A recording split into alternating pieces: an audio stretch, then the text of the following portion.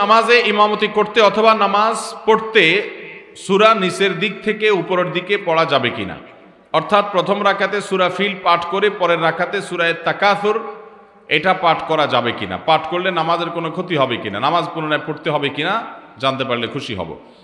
নামাজের অধিকাংশ জায়গায় অথবা যেখানে যেখানে বিসমিল্লাহ বলতে হয় তার মধ্যে রুকু সিজদা তাশাহুদের পূর্বে বিসমিল্লাহ বলে শুরু করতে হবে কিনা। আজানের পূর্বেও আমাদের দেশে জিকির ও দুরূদ পড়া হয়, তা কি জায়েজ নাকি বিদআত? কোন সময়কাল হইতে আজান দেওয়ার প্রচলন শুরু হয়েছে এবং নবী সাল্লাল্লাহু আলাইহি সাল্লাম কি আজান দিয়েছিলেন? না দিয়ে থাকলে কেন দেন নাই? আমরা যে বাড়ি বন্ধ করাই কোনো মৌলবী বা কবিরাজের মাধ্যমে, এই বন্ধ করানোটা ইসলামী শরিয়া মোতাবেক কতটা জায়েজ? এরপরে প্রশ্ন হলো, আমি লেখাপড়া করে নিজে প্রতিষ্ঠিত হতে চাই, আমার স্বামীও আমায় কথা দিছে আমি স্বনির্ভর হতে সে সব রকমের সাহায্য করবে, কিন্তু সে পরিবারের জন্য আমার সব স্বপ্নকে নিজের হাতে শেষ করছে। আমার ভুল না থাকলেও মা বাবার কথা শুনে আমার সাথে ঝামেলা করে। এখন আমি সিদ্ধান্ত নিয়েছি আমি তাকে ডিভোর্স দিয়ে নিজে পড়ালেখা করে প্রতিষ্ঠিত হব। আপনি কি বলেন? এক মুসল্লি জামাতের চতুর্থ রাকাতে শামিল হলেন, তাকে নামাজ শেষ করার জন্য 3 বার তাশাহুদ পড়তে হবে। এমত অবস্থায় পরের 3 রাকাতে কোন কোন রাকাতে সূরা ফাতিহা ও অন্য সূরা কিংবা সূরা পড়তে হবে? এটা আমরা এর আগে বহুবার উত্তরে বলেছি। আমাদের যে নামাজগুলো ছুটে যায়, ইমামের সাথে আমরা পাই না প্রথম রাকাতগুলো, এগুলো ইমাম সালাম ফেরানোর পরে যখন আমরা আদায় করব, ওই ছুটে যাওয়া নামাজগুলো যখন আমরা আদায় করব, ওইগুলোকে আমাদের প্রথম রাকাত ধরে এগুলোতে আমরা সূরা মিলাবো। তাহলে ইমামের সাথে সূরা মিলানোর রাকাত যদি একটা পান তাহলে আরেকটা রাকাতে আপনি মিলাবেন, আর ইমামের সাথে যদি সূরা মিলানোর রাকাত একটাও না পান তাহলে আপনার 2 রাকাতে আপনি সূরা মিলাবেন, তাহলে আপনার নামাজ হয়ে যাবে ইনশাআল্লাহ। এরপরে প্রশ্ন হলো, নামাজে ইমামতি করতে অথবা নামাজ পড়তে সূরা নিচের দিক থেকে উপরের দিকে পড়া যাবে কিনা, অর্থাৎ প্রথম রাকাতে সূরা ফিল পাঠ করে পরের রাকাতে সূরা তাকাসুর এটা পাঠ করা যাবে কিনা, পাঠ করলে নামাজের কোনো ক্ষতি হবে কিনা, নামাজ পুনরায় পড়তে হবে কিনা জানতে পারলে খুশি হব। নামাজের মধ্যে ধারাবাহিকতা রক্ষা করা সুন্নাহ, অর্থাৎ উপরের দিক থেকে নিচের দিকে আসতে হবে। আপনি সূরা ফাতিহার পর সূরা তাকাসুর আগে পড়বেন, এরপরে সূরা কুরাইশ, সূরা ফিল, অন্য সূরা পড়বেন, যেহেতু আগে তাকাসুর, জন্য আগের রাকাতে আগেরটা পড়বেন, পরের রাকাতে পরের গুলোর থেকে কোনোটা পড়বেন। আপনি যদি উল্টা করে ইচ্ছাকৃত পড়েন তাহলে নামাজ হয়ে যাবে, কিন্তু নামাজটা ত্রুটিপূর্ণ হবে, মাকরুহ হবে। আর যদি আপনার এটা ভুলে হয় যে হঠাৎ একদিন হয়ে গেছে আপনি টের পান নাই, আগের রাকাতে যে আপনি শেষের সূরা পড়ছেন, পরের রাকাতে দেখা গেল আগের সূরা পড়ে ফেলেছেন, উল্টার দিকে গেছেন, তাহলে এর কারণে গুনাহ হবে না, মাকরুহ হবে না, যেহেতু এটা ইচ্ছার বাইরে হয়েছে। কিন্তু সাধারণ অবস্থাতে আমাদেরকে সূরার ধারাবাহিকতা রক্ষা করে পড়াটাই সুন্নাহ, এবং এটা নবী সাল্লাল্লাহু আলাইহি ওয়াসাল্লামের আদর্শ। নামাজের অধিকাংশ জায়গায় অথবা যেখানে যেখানে বিসমিল্লাহ বলতে হয় তার মধ্যে রুকু সিজদা তাশাহুদের পূর্বে বিসমিল্লাহ বলে শুরু করতে হবে কিনা? উত্তর হলো না। তাশাহুদ, আত্তাহিয়াতু, অন্যান্য দোয়া দুরূদ এগুলো কোনটার শুরুতে বিসমিল্লাহ বলবেন না। বিসমিল্লাহ বলবেন সূরা ফাতিহার শুরুতে, আর অন্য সূরা মিলাবেন তখন বিসমিল্লাহ পাঠ করবেন, আর কোনো জায়গায় বিসমিল্লাহ পাঠ করতে হবে না। আজানের পূর্বেও আমাদের দেশে জিকির ও দুরূদ পড়া হয়, তা কি জায়েজ নাকি বিদআত? আজানের আগে কোনো দোয়া কোনো জিকির নাই। আজান এটাই তো জিকির, আল্লাহু আকবার, এর চেয়ে বড় জিকির কি আছে? একবার তাকবীরই তো বড় জিকির, অতএব এর আগে আলাদা কোনো জিকিরের দরকার নেই। আর দুরূদ, আজানের পরে দুরূদ পড়তে হয়, হাদিসে আসছে আজানের দোয়া পড়বেন তখন দুরূদ পড়বেন, আজানের আগে কোনো দুরূদ নাই। আমাদের দেশে বিশেষ করে চট্টগ্রাম এলাকাতে আছে, এই সমস্ত এলাকাতেও আছে, মাজার যে সমস্ত এলাকা আছে এই সমস্ত এলাকা অনেক জায়গায় এরকম আছে যে আজানের আগে বলে আসসালাতু আসসালামু আলাইকা ইয়া রাসূলুল্লাহ, সালাতুন ইয়া রাসূলুল্লাহ আলাইকুম ইত্যাদি ইত্যাদি বলে এরপরে আজান। ভাইরা আমার, আজানের আগে দুরূদ পাঠ করার কথা কোনো হাদিসে বলা হয় নাই। আমরা মন মতো ইবাদত করলে তার নাম বিদআত, এবং নবী সাল্লাল্লাহু আলাইহি ওয়াসাল্লামের পদ্ধতি অনুযায়ী করলে তার নাম সুন্নাহ। অতএব সুন্নাহ পালন করতে গিয়ে আজানের পরে আমাদেরকে দুরূদ পড়তে হবে, আজানের আগে না। এরপরে প্রশ্ন হলো, কোন সময়কাল হইতে আজান দেওয়ার প্রচলন শুরু হয়েছে এবং নবী সাল্লাল্লাহু আলাইহি ওয়াসাল্লাম কি আজান দিয়েছিলেন? না দিয়ে থাকলে কেন দেন নাই? নবী করিম সাল্লাল্লাহু আলাইহি ওয়াসাল্লাম মদিনা হিজরতের পরে জামাতে সাহাবীদেরকে নামাজের জন্য আসার আহ্বান করা হবে, কিভাবে আহ্বান করলে সবাই জানবে যে জামাতের সময় হয়েছে, এটা নিয়ে পরামর্শ হলো। কেউ বলল যে বেল বাজানো হোক, নবী সাল্লাল্লাহু আলাইহি ওয়াসাল্লাম পছন্দ করলেন না, যে এটা অন্য ধর্মাবলম্বীরা করে, তাদের সাথে মিলে। কেউ অন্যটা পরামর্শও দিলেন, কিন্তু নবী সাল্লাল্লাহু আলাইহি ওয়াসাল্লাম সেটাও পছন্দ করলেন না। এরপরে সিদ্ধান্তহীনতার সাথে সবাই চলে গেলেন যে নামাজের ওয়াক্ত হয়েছে, জামাত দাঁড়াবে, এটা বোঝাবার জন্য কিভাবে মানুষকে আহ্বান করা যায়, ডাকা যায়, এটা নিয়ে কোনো ডিসিশনে আসা গেল না, সাহাবীরা চলে গেলেন। তখন একজন সাহাবী তিনি স্বপ্নে দেখলেন এই আজানটা, আল্লাহু আকবার থেকে নিয়ে লা ইলাহা ইল্লাল্লাহ পর্যন্ত। তিনি এসে নবী সাল্লাল্লাহু আলাইহি ওয়াসাল্লামকে বলেন, হে আল্লাহর রাসূল, আমি স্বপ্নে দেখেছি যে এই বাক্যগুলো পাঠ করছি মানুষকে আজানের জন্য ডাকার প্রয়োজনে। তখন নবী করিম সাল্লাল্লাহু আলাইহি ওয়াসাল্লাম খুব পছন্দ করে সেটাকে গ্রহণ করলেন, আল্লাহর পক্ষ থেকে ওহী ওইটাকে আজান হিসাবে ধরে হলো, এবং ওইটাই তখন থেকে চালু হলো যে আজানের ওয়াক্ত হলে, নামাজের ওয়াক্ত হলে আল্লাহু আকবার থেকে লা ইলাহা ইল্লাল্লাহ পর্যন্ত আজানের এই বাক্যগুলো পাঠ করে মানুষকে আহ্বান করা হয়। এবং এই সম্পর্কে আল্লাহ তাআলা কোরআনে কারীমে সূরা জুমআর মধ্যে বলেছেন, ইযা নুদিয়া লিস-সালাতি মিন ইয়াউমিল জুমআহ, জুমার দিন যখন আজানের জন্য ডাকা হয়, এই যে ডাক হাইয়া আলাস সালাহ, হাইয়া আলাল ফালাহ, এই ডাকের কথা আল্লাহ বলেছেন। তাহলে এটা নবী করিম সাল্লাল্লাহু আলাইহি সাল্লামের সময়ে মদিনার জিন্দেগিতে আসার পর এটা নবী সাল্লাল্লাহু আলাইহি সাল্লাম এক সাহাবীর স্বপ্নের উপর ভিত্তি করে চালু করেছেন, এবং তিনি যেটা চালু করেন ওইটাই শরীয়ত, ওইটাই ওহী। কারণ মা ইয়ানতিকু আনিল হাওয়া ইন হুয়া ইল্লা ওয়াহয়ুন ইউহা, তিনি মুখ থেকে কোনো কথাই বলেন না, যাই উচ্চারিত হয় এটা ওহী আল্লাহ কর্তৃক নিয়ন্ত্রিত।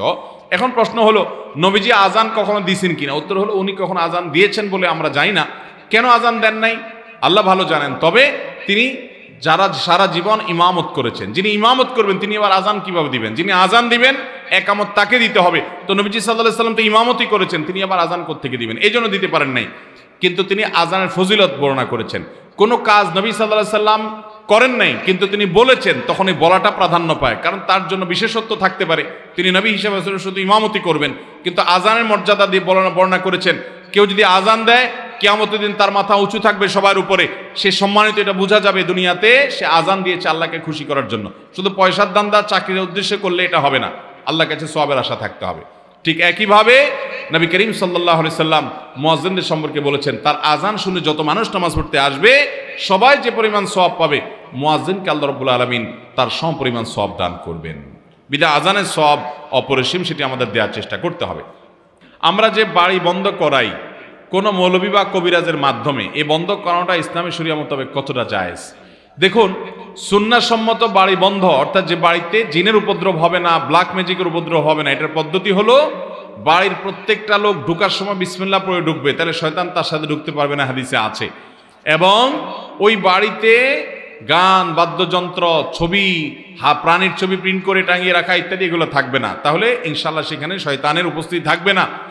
এবং সেখানে আল্লাহর কালাম তেলাওয়াত হলে শয়তানের উপস্থিতি থাকবে না। বিশেষ করে সূরা বাকারা তেলাওয়াত করলে সেখানে দুষ্ট জিন এবং শয়তান থাকে না, হাদিসে স্পষ্ট আছে। এবং এটা পরীক্ষিত, আপনি সূরা বাকারা চালু রাখেন, নিজে চালু করেন, অডিও চালু করে রাখবেন, দেখবেন যে অনেক শয়তানি বাসা থেকে চলে গেছে। অতএব ঘর বন্ধ করার জন্য এগুলো হলো সুন্নাহসম্মত পদ্ধতি।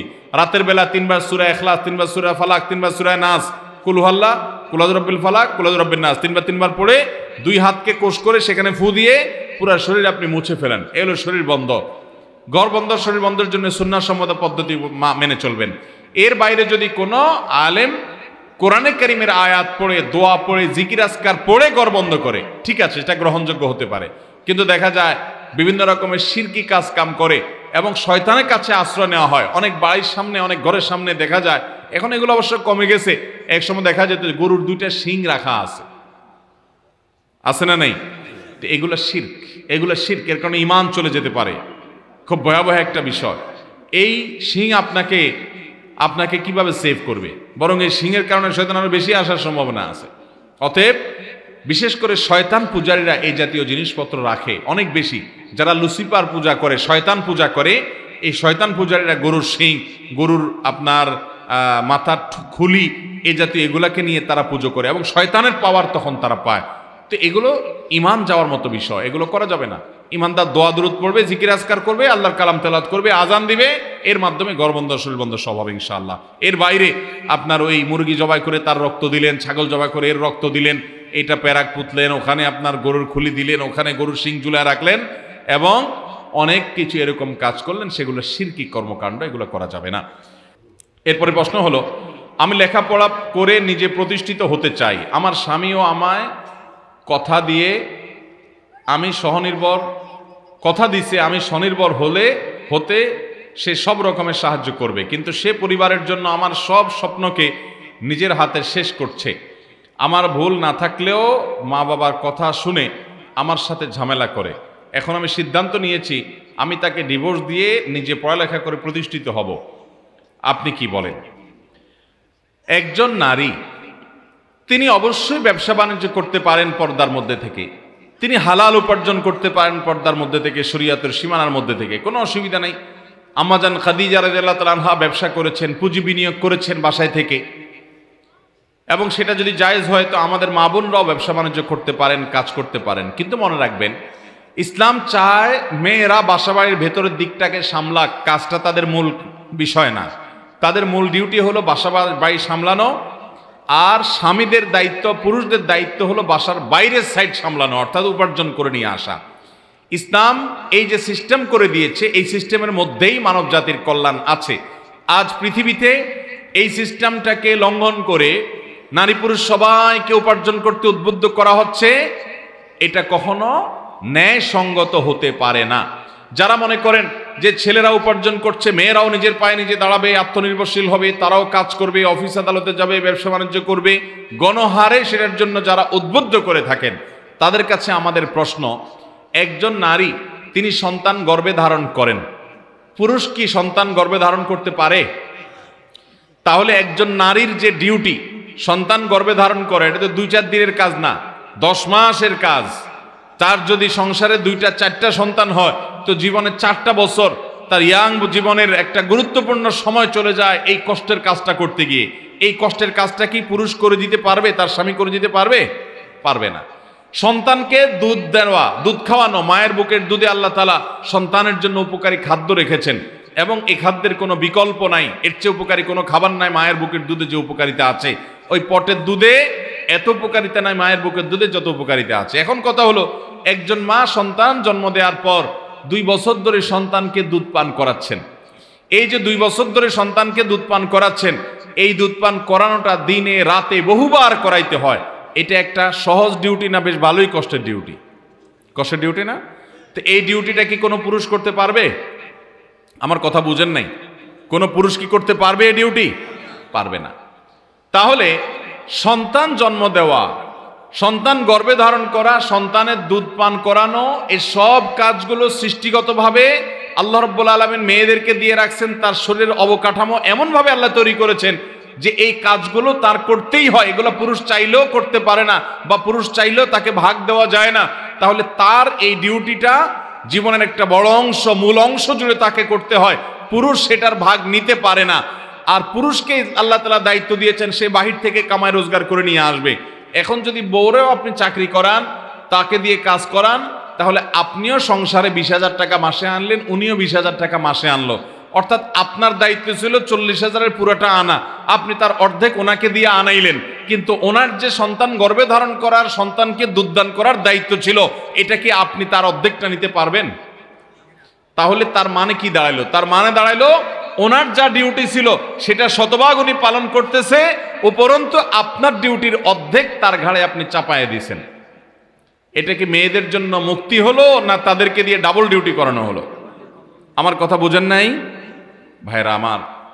ইসলাম ছাড়া শান্তির কোনো পথ পৃথিবীতে নাই। মানুষ অনেক কিছুই অ্যাপ্লাই করবে, প্রয়োগ করবে, ট্রাই করবে, ট্রায়াল করবে, দেখবে, কিন্তু দিন শেষে তাকে স্বীকার করতেই হবে আল্লাহ রাব্বুল আলামিনের বিধানের বাইরে অন্য কোনো বিধান মানব জাতির জন্য কখনো, কোনো অবস্থাতে, কোনো সমাজে, কোনো কালে কল্যাণকর বিবেচিত হবে না, প্রমাণিত হবে না। অতএব একজন মা, একজন বোন, তিনি বাসার ভেতরটাকে সামলাবেন, পুরুষ বাহিরটাকে সামলাবেন। ভেতরটা সামলানোর পাশাপাশি তিনি কিছু করতে পারেন, সেটা করতে পারেন। অথবা তার স্বামী অমানুষ, তার ভরণ পোষণ দেয় না, তিনি নিরুপায় হয়ে নিজের ভরণ পোষণের জন্য ব্যবস্থা করতে হয়, সেটাও তিনি করবেন। কিন্তু অপ্রয়োজনে, অপ্রাসঙ্গিকভাবে, অযাচিতভাবে তিনি অহেতুক নিজেকে বাহিরে এঙ্গেজ করে ফেলবেন, এবং এটা স্বামী করতে না দিলে স্বামীকে ডিভোর্স দেওয়ার চিন্তা করবেন। এটা অবশ্যই কোনো প্রশংসনীয় চিন্তা হতে পারে না। আল্লাহ কোরআনে বলেছেন, ওয়াকারনা ফি বুয়ুতিকুন্না, হে নারীরা তোমরা তোমাদের বাসা বাড়িতে অবস্থান করো। অবস্থান করাটাই নারীর জন্য অধিকতর উপযোগী। আচ্ছা বলুন তো, সন্তান গর্ভে ধারণ করলে ওই টাইমটাতে অফিস আদালতে, ওই টাইমটাতে রাস্তাঘাটে, ওই দিনটাতে কাজে কর্মে থাকা বেশি উপযোগী, না বাসায় থাকাটা বেশি স্বাস্থ্যের জন্য উপযোগী এবং ভালো? কোনটা? বাসায় থাকাটা না? সন্তানকে 2 বছর ধরে যে দুধ দিতে হয়, এই দুধ পান করানোর জন্য রাস্তাঘাট, অফিস আদালত, দোকানপাট সেগুলো বেশি উপযোগী জায়গা, নাকি সন্তানকে দুধ পান করানোর জন্য বাসাটা উপযোগী জায়গা? তাহলে নারীর শরীরের অবকাঠামো, আল্লাহর কুদরতি সিস্টেমও বলছে যে নারী বাসা বাড়িতে থাকবেন। আমাদের যে সমস্ত নাস্তিক বন্ধুরা তারা অস্বীকার করে এই বিষয়টা, মজার বিষয় হলো নানান সময় তাদের মুখ থেকেই এই সত্য কথাটা বেরিয়ে আসে, তারা টেরও পায় না। এই যে সদ্য যে বিতর্কিত বই, ক্লাস 6-7 যে বই নিয়ে সারা দেশে সমালোচনার ঝড় উঠল, এবং আলহামদুলিল্লাহ সেই বইয়ের বিতর্কিত অংশ পাঠদান বন্ধ করার ঘোষণা হলো, সেজন্য অবশ্যই সংশ্লিষ্টদেরকে আমরা ধন্যবাদ জানাই। কিন্তু সেই বিতর্কিত বইয়ের একটা অংশ ছিল শরীফার গল্প। আপনারা অনেকে শুনেছেন। এই শরীফার গল্পের মধ্যে দেখা গেল যে ট্রান্সজেন্ডার এটাকে সমাজে, এটা নিয়ে আলোচনা উঠিয়ে ঘুরিয়ে ফিরিয়ে সমকামিতাটাকে সমাজে প্রতিষ্ঠিত করার অপচেষ্টা করা হলো। মুসলমানদের সমাজে অপ্রয়োজনে এখানে সমকামিতাটাকে প্রতিষ্ঠা করার যে নোংরা চেষ্টা করা হয়েছে গল্পের মাধ্যমে, সেটা আমরা সবাই জানি। এই গল্পের মধ্যে বলা হয়েছে শরীফ নামে একটা লোক, তিনি হঠাৎ করে মনে করতে লাগলেন, তার মনে হলো তিনি এখন মহিলা হয়ে গেছেন, এই জন্য তিনি শরীফা বলছেন। আসলে কিছুই হন নাই, তার মাথা থেকে পা পর্যন্ত একজন পুরুষের শরীরে যা যা আছে তার শরীরে তা তা আছে, অবকাঠামো ঠিক পুরুষেরই আছে, পরিবর্তন কিচ্ছু হয় নাই, কিন্তু তার মনে হয়েছে তিনি মহিলা, এই জন্য তার নাম শরীফ থেকে তিনি শরীফা করে ফেলছেন। আচ্ছা, ভালো কথা। এই গল্পের মধ্যে লেখা আছে যে যখন তার মনে হলো তিনি নারী হয়ে গেছেন, তখন থেকে তিনি বাইরে কাজ করা অপছন্দ করতে লাগলেন, তার বাইরের কাজ আর ভালো লাগে না, তখন থেকে মায়ের কাজে সহযোগিতা করতে তার ভালো লাগে। দেখেন, এটাই হলো মূল পয়েন্ট, যে এই গল্প যারা লিখেছেন ইসলাম বিদ্বেষী নাস্তিক ভাবাপন্ন মানুষগুলো, এই মানুষগুলো বলছে যে শরীফ যখন শরীফা হয়ে গেছে তখন সে বাসা বাড়িতে থাকতে পছন্দ করে, মায়ের কাজ করতে, রান্নাবাড়ার কাজ করতে, ঘরোয়া কাজ করতে পছন্দ করে, বাইরে কাজ করতে তার ভালো লাগে না। তাইলে বোঝা গেল যে এই নাস্তিক বা ইসলাম বিদ্বেষী মানুষগুলো স্বীকার করে মানুষ যখন নারী হিসাবে সৃষ্টি হয় তখন তার কর্মস্থলটা বাহির না হয়ে ভেতর হওয়াটাই হলো প্রকৃতি, ভেতর হওয়াটাই হলো তার, এটা ন্যাচারাল, এটা হলো প্রকৃতির দাবি। এই যে ছেলেটা হঠাৎ মেয়ে হলো, তার মানসিকতাটাই চেঞ্জ হয়ে গেছে, তার মানে প্রকৃতিটাই এরকম, সৃষ্টি এরকম, নেচারটাই এরকম, আল্লাহ এভাবেই তৈরি করেছেন। অতএব যারা মেয়েদেরকে তাদের কর্মস্থলকে বাহির প্রতিষ্ঠিত করতে চায় তারা নেচারের বিরুদ্ধে যাচ্ছে, তারা প্রকৃতি বিরুদ্ধ কাজ করছে। তাদের মুখ থেকেই প্রমাণ হলো যে আল্লাহ যা বলেছেন সেটাই মহাসত্য। নারীদের জন্য বাহিরের চাইতে বাসার ভেতরটা অধিকতর উপযোগী, আর ওইটাই ন্যাচারাল। শরীফার গল্প যদিও বোগাস এবং বানোয়াট, ভিত্তিহীন মিথ্যা গল্প, কিন্তু মিথ্যা গল্প বলতে গিয়েও তারা সেই সত্যকে তাদের অজান্তে তারা স্বীকার করে ফেলেছেন। ঠিক না ঠিক বলেন ভাইরা আমার? ঠিক একইভাবে বাংলাদেশে একজন প্রথিতযশা কবি আছেন, কবি নির্মলেন্দু গুণ। নির্মলেন্দু গুণের একটা কবিতা আছে, এই কবিতাটা আপনারা অনেকে পড়েছেন, আমি বহুবার পড়েছি। এই কবিতায় তিনি লিখেছেন ভালোবাসার কবিতা। ভালোবাসা বলতে তো আজকাল মানুষ বুঝে বিবাহের আগের যেটা 2 নম্বরটা হয়, ওই 2 নম্বরটাই আর কি। তিনি ওই 2 নম্বরটা অবশ্য নিয়ে কবিতার মধ্যে বোঝান নাই, উনি 1 নম্বরটার কথাই বলছেন। উনি সেই কবিতায় বলেছেন, আমাকে কেউ ভালোবাসতে হবে এমন কোনো কথা নাই, কিন্তু আমি বাহির থেকে আসলে ভেতর থেকে কেউ একজন দরজা খুলে দেখে, এটা আমি চাই। দেখেন, তাহলে তিনি নিজেও স্বীকার করতেছেন যে ভেতরে একজন মহিলা থাকুক, এটাই হলো ন্যাচারাল, এটা তার প্রকৃতির দাবি, এটা তার মনের দাবি। নিজের অজান্তেই কিন্তু আল্লাহ যা বলেছেন, ইসলাম যা বলেছে সেটাকে স্বীকার করে নিচ্ছেন। ঠিক না ঠিক? কত প্রমাণ লাগবে আপনার কাছে?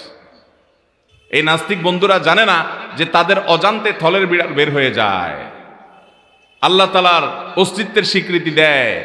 এরাও যখন ফান্দে পড়ে যায়, ভূমিকম্প শুরু হয়ে যায়, মুখ দিয়া নিজের অজান্তে আল্লাহ বের হয়ে যায়। আল্লাহ রাব্বুল আলামিন আমাদেরকে এই বিভ্রান্তির বেড়াজাল থেকে বাঁচার তৌফিক দান করুন। আমার যে বোন এই প্রশ্ন করেছেন সেই বোনকে বলবো, আল্লাহ রাব্বুল আলামিনের কাছে যদি আপনি সারেন্ডার করে থাকেন, তার কাছে যদি নিজেকে সমর্পণ করে থাকেন, তো আপনি বাহিরে কাজ করার জন্য তো পাগল পড়া কেন যে আপনি স্বামীকে ডিভোর্স দিয়ে দিবেন, বাহিরে আপনি কাজ করতে পারবেন না সেজন্য? তবে হ্যাঁ, অবশ্যই আমি আপনার সাথে একমত, আপনার স্বামী যদি আপনার শ্বশুর শাশুড়ির কথা শুনে আপনার প্রতি অবিচার করে, সেটার জন্য আপনি বিহিত করেন, তালাশ করেন, আপনি চেষ্টা করেন সেটাকে থামাবার। কিন্তু তাই বলে আল্লাহর বিধানের বাইরে, আল্লাহর পদ্ধতি এবং সুন্নাতুল্লাহের বাইরে গিয়ে আপনি কখনো সুখী হতে পারেন না। আল্লাহ রাব্বুল আলামিন আমাদের মা বোনদেরকে দুনিয়ার এই চক্রান্ত থেকে বেঁচে থাকার তৌফিক দান করুন। যারা নারীদেরকে অধিকার দেওয়ার নাম করে তাদের দিয়ে ডাবল ডিউটি করিয়ে নেয়, তাদের চক্রান্ত সম্পর্কে মুসলমান নারীদেরকে আল্লাহ তাআলা সজাগ থাকার তৌফিক দান করুন।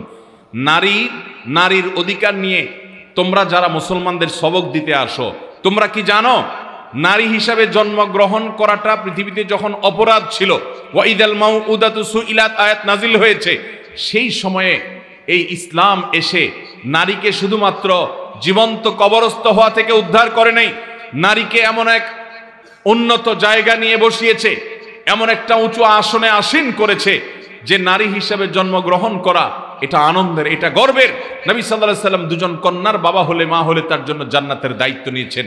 কোরআনে আল্লাহ তাআলা সূরা নিসা নাজিল করেছেন। নবী সাল্লাল্লাহু আলাইহি সাল্লাম বলেছেন, আমি নারীদের বেশি ভালোবাসি পুরুষদের তুলনাতে। নবী সাল্লাল্লাহু আলাইহি সাল্লামের হাদিসের আলোকে নারীকে মুক্তির ঘোষণা তিনি দিয়েছেন। যখন নারী মুক্ত ছিল না, যখন তোমাদের নারীবাদীদের বাপদাদার 14 গোষ্ঠীর জন্ম হয় নাই, তখনই আল্লাহ রাব্বুল আলামিন ইসলাম, নবী সাল্লাল্লাহু আলাইহি সাল্লাম আমাদের দেশের গোটা পৃথিবীর সকল নারীদের মুক্তির পরওয়ানা এবং পয়গাম নিয়ে এসেছেন। অতএব ইসলামের বাইরে কোনো শান্তির পথ থাকতে পারে। আল্লাহ তাআলা ইসলামের কাছে আমাদের সবাইকে সারেন্ডার করার তৌফিক দান করুন। আমরা ইসলামের কাছে সারেন্ডার করতে বাধ্য। দুদিন আগে অথবা দুদিন আপনি সিজদা করেন না, অহংকার করেন, সিজদা করার সময় পান না, আপনি বাধ্য হয়ে সিজদা করবেন। মৃত্যুর পর যখন কবরে রাখা হবে, আপনার কপাল মাটির সাথে ঘষবে, মিশবে, কিন্তু সেই সিজদা আল্লাহর কাছে গ্রহণযোগ্য হবে। অতএব আগে ভাগে আসুন আল্লাহর নির্দেশের কাছে সারেন্ডার করি। আল্লাহ আমাদের সবাইকে ফিতনার এই সময়ে ঈমান ধরে রাখার, ফিতনার এই বেড়াজাল থেকে বেঁচে থাকার তৌফিক দান করুন।